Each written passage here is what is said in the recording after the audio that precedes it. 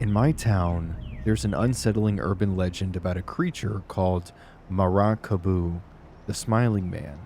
Some say he's an alien, others whisper of a demon or of a being from another dimension. The most accepted explanation is that he's simply a homeless man haunting the woods. I dismissed it all as nonsense until last night. I'm a horror enthusiast, always chasing the thrill of fear, so naturally, I decided to hunt for the Smiling Man with a few friends. The latest sighting was in a dense woods surrounding a local tourist spot called Picnic Point. Toowoomba, my town, sits on a dormant volcano encircled by forest. Picnic Point is at the town's edge, offering a stunning yet ominous view of the vast expanse. This is where I arranged to meet my friends. I arrived at 10 p.m., finding Aiden already there. He's the type who arrives early to everything. He was kneeling by his car, meticulously assembling a survival kit. "You know we're just exploring the woods, right?" I teased. He looked up, his face deadly serious. Survival is no joke. I left him to his preparations and waited for the others.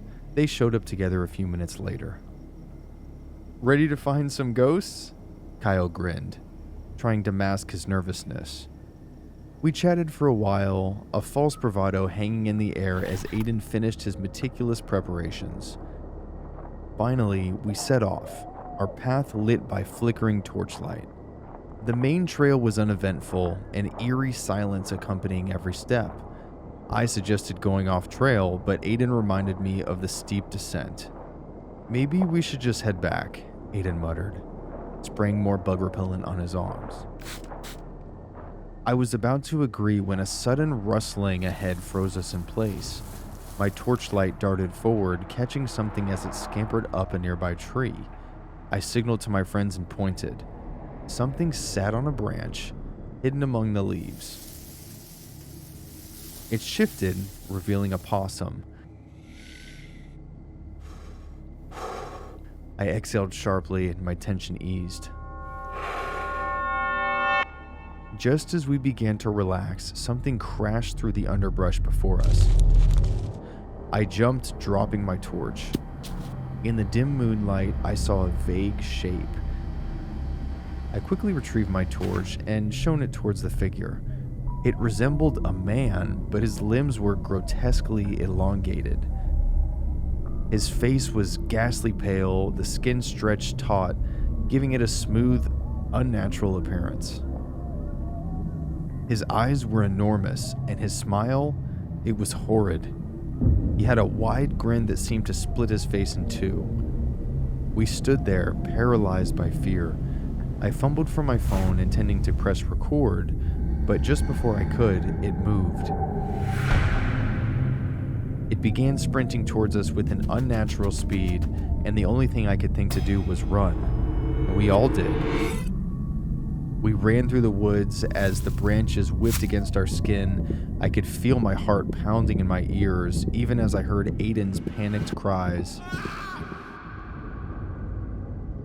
And as we were running, I heard Aiden scream, "No, no, no," followed by an abrupt silence. We burst into the parking lot, scrambling for the safety of our cars, and when we turned to look, nobody was there. My chest was heaving and my lungs were burning. "Are you guys okay?" I managed to gasp. "Where's Aiden?" Peter's voice trembled. It was then we realized that he was missing. "We have to find him," Kyle insisted, his voice barely above a whisper. Shame washed over me as I hesitated. Our search was brief, only reaching the trial's edge.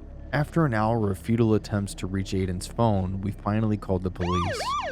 They arrived swiftly, taking our frantic statements before beginning their search of the woods.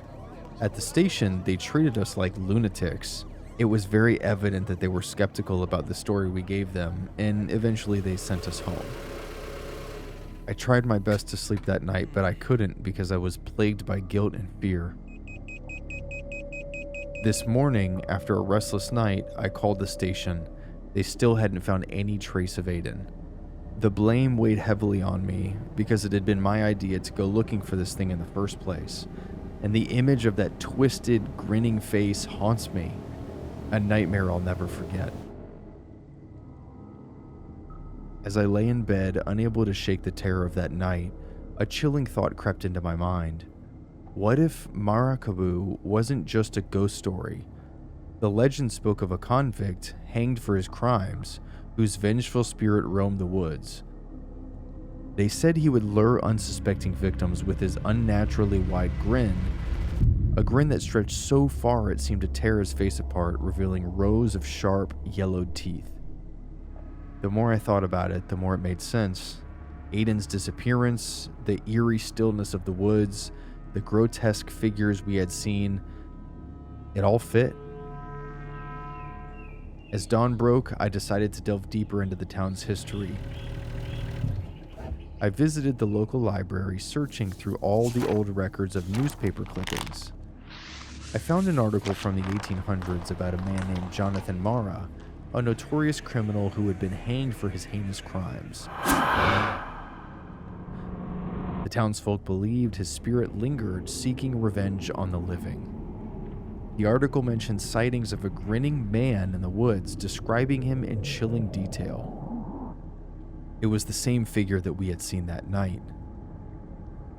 My heart pounded as I realized the truth. Maracaibo was Jonathan Mara, his restless spirit forever haunting the forest, preying on those who dared to venture too close. The thought sent shivers down my spine. I had unwittingly led my friends into the lair of a vengeful ghost. Desperation clawed at me. I had to find Aiden. I gathered my courage and returned to the woods, retracing our steps from that fateful night. The forest seemed to close in around me, and the shadows deepening as I ventured further. Every rustle of leaves, every snap of a twig set my nerves on edge. Hours and hours passed with no sign of Aiden, and just as I was about to give up hope, I saw something in the distance. A figure, standing unnaturally still. My heart leapt into my throat as I recognized the twisted, grinning face of Maracaibo. His eyes wide with terror, mouth frozen in a silent scream. The smiling man's grin seemed to widen even further, an impossible sight that made my blood run cold. I wanted to run, but my legs refused to move. The ghostly figure raised a long, bony finger, pointing directly at me. "Leave this place," a voice whispered in my mind, cold and filled with malice. "or suffer the same fate."